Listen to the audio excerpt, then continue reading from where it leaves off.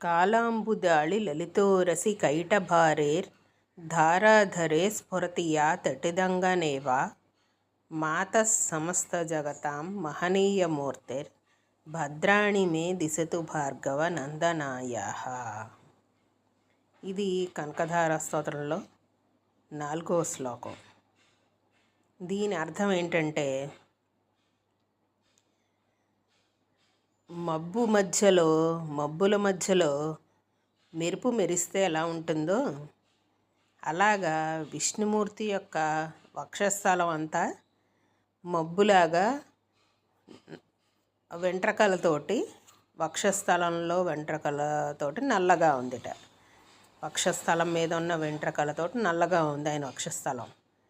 ఆ వక్షస్థలంలో ఈవిడ మెరుపు తీగలాగా, లక్ష్మీదేవి మెరుపు తీగలాగా ఆయన వక్షస్థలంలో ఉంది. అటువంటి మహాలక్ష్మీదేవి సమస్త జగత్తుకి మాత అయినటువంటి ఆ మహాలక్ష్మీదేవి నాకు సమస్త శుభములను చేకూర్చుగాక, నాకు అష్టైశ్వర్యాల్ని ధనధాన్యాల్ని అనుగ్రహించుగాక అని చెప్పి ఈ శ్లోకం యొక్క అర్థం. అంటే ఇంకొకసారి ఈ శ్లోకం యొక్క అర్థం ఏంటంటే, విష్ణుమూర్తి యొక్క వక్షస్థలం నల్లని వెంట్రుకలతోటి నల్లగా ఉంటే అటువంటి వక్షస్థలంలో ఈ మహాలక్ష్మీదేవి సమస్త జగత్తుకి తల్లి అయినటువంటి ఈ జగన్మాత మహాలక్ష్మీదేవి ఆయన వక్షస్థలంలో, విష్ణుమూర్తి యొక్క వక్షస్థలంలో ఉంటుంది కదా లక్ష్మీదేవి. అందుకని ఆయన వక్షస్థలంలో మబ్బుల్లో ఉన్న మెరుపు తీగలాగా, మబ్బుల్లో మెరుపు మెరిస్తే ఎలా ఉంటుందో అలాగ ఈవిడ ఆయన వక్షస్థలంలో మెరిసిపోతూ ఉందిట.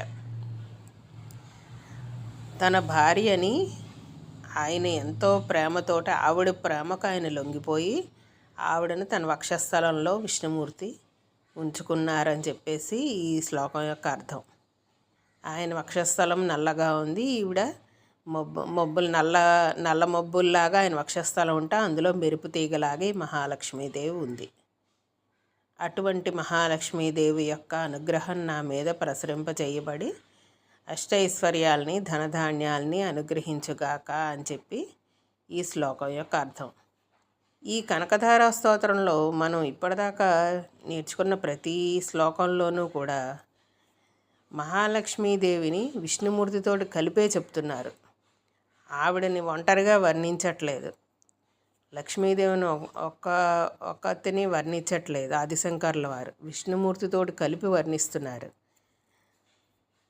ఎందుకంటే ఆవిడ విష్ణుమూర్తిని పూజించే వాళ్ళకే ఆవిడ తన అనుగ్రహం ప్రసరింపజేస్తుంది తప్పితే ఆవిడని నన్ను పూజిస్తే చాలు అని చెప్పి ఆవిడని తన్ని పూజించే వాళ్ళని ఒక్కళ్ళని అనుగ్రహించడం కాకుండా విష్ణుమూర్తితోటి కలిపి తన్ని పూజిస్తే ఆవిడ అనుగ్రహం స్థిరంగా ఉంటుంది అని చెప్పడం కోసం ఆదిశంకర్ల వారు ఇద్దరిని కలిపి ఈ స్తోత్రంలో స్తుతించారు.